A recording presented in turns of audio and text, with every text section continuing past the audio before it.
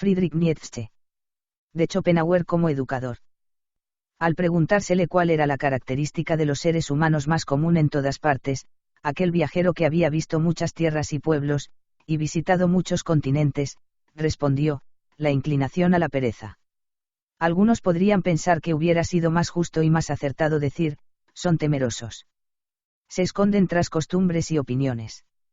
En el fondo, todo hombre sabe con certeza que solo se halla en el mundo una vez, como un unicum, y que ningún otro azar, por insólito que sea, podrá combinar por segunda vez una multiplicidad tan diversa y obtener con ella la misma unidad que él es, lo sabe, pero lo oculta como si le remordiera la conciencia. ¿Por qué? Por temor al prójimo, que exige la convención y en ella se oculta. Pero, que obliga al único a temer al vecino, a pensar y actuar como lo hace el rebaño y a no sentirse dichoso consigo mismo.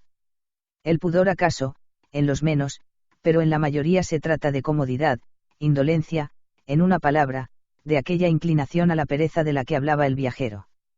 Tiene razón, los hombres son más perezosos que cobardes, y lo que más temen son precisamente las molestias que les impondrían una sinceridad y una desnudez incondicionales.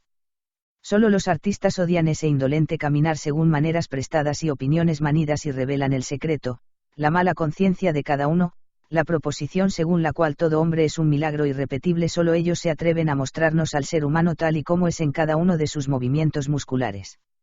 Único y original, más aún, que en esta rigurosa coherencia de su unidad es bello y digno de consideración, nuevo e increíble como toda obra de la naturaleza y en modo alguno aburrido. Cuando el gran pensador desprecia a los hombres, desprecia su pereza, porque por ella se asemejan a productos fabricados en serie, indiferentes, indignos de evolución y de enseñanza. El hombre que no quiera pertenecer a la masa únicamente necesita dejar de mostrarse acomodaticio consigo mismo, seguir su propia conciencia que le grita, sé tú mismo. Tú no eres eso que ahora haces, piensas, deseas. Toda joven alma oye este grito día y noche y se estremece, pues presiente la medida de felicidad que, desde lo eterno, se le asigna cuando piensa en su verdadera liberación, mas de ningún modo alcanzará esa felicidad mientras se halle unida a la cadena de las opiniones y el temor. Y qué desolada y absurda puede llegar a ser la vida sin esta liberación. No existe en la naturaleza ninguna otra criatura más vacía y repugnante que el hombre que se aparta de su genio y no mira sino a derecha e izquierda, hacia atrás y al horizonte. Al final, es completamente ilícito atacar a un hombre así, pues no es más que envoltura exterior carente de contenido, una vestidura ajada, pintarrajeada, hinchada, un espectro aureolado que no suscita temor ni compasión.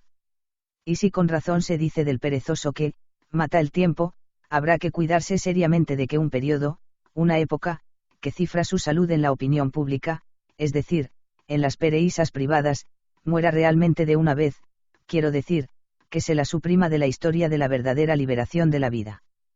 Qué grande debe de ser la repugnancia de las generaciones futuras al ocuparse de la herencia de una época en la cual no regían hombres vivos sino apariencias humanas con opinión pública. Por eso, probablemente nuestro tiempo será, para alguna otra lejana edad posterior, el más oscuro y desconocido, en tanto que el período más inhumano de la historia.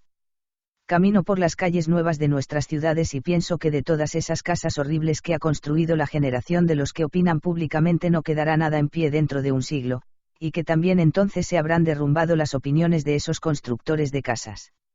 En cambio, grande es la esperanza de quienes no se consideran ciudadanos de estos tiempos, y es que, si lo fuesen, habrían contribuido a matar su tiempo, y con su tiempo se habrían hundido, mientras que, por el contrario, ellos no querían sino que su época despertara a la vida, a fin de existir en esa misma vida.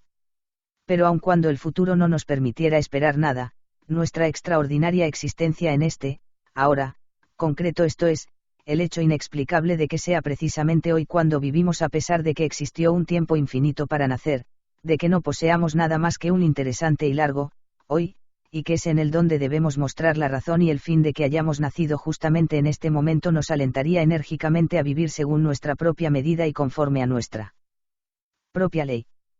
Tenemos que responder ante nosotros mismos de nuestra existencia, por eso queremos ser los verdaderos timoneles que la dirigen, y no estamos dispuestos a permitir que se asemeje a un puro azar carente de pensamiento. Esta existencia requiere que se la tome con cierta temeridad y cierto peligro, sobre todo cuando, tanto en el mejor como en el peor de los casos, siempre acabamos perdiéndola. ¿Por qué? Pues, depender de ese pedazo de tierra, de esa profesión, porque ocuparse en oír lo que dice el vecino.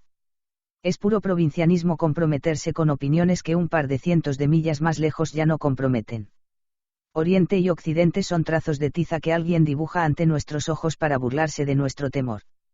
Quiero hacer el intento de alcanzar la libertad, se dice el alma joven, y, sin embargo, se lo impedirá el hecho meramente causal de que dos naciones se odien y se combatan, o que haya un mar entre dos continentes, o que en torno a ella se enseñe una religión que, no obstante, hace un par de milenios aún no existía. Nada de esto eres tú. ¿Te está gustando este episodio? Hazte fan desde el botón Apoyar del podcast de Nivos. Elige tu aportación y podrás escuchar este y el resto de sus episodios extra. Además, ayudarás a su productor a seguir creando contenido con la misma pasión y dedicación.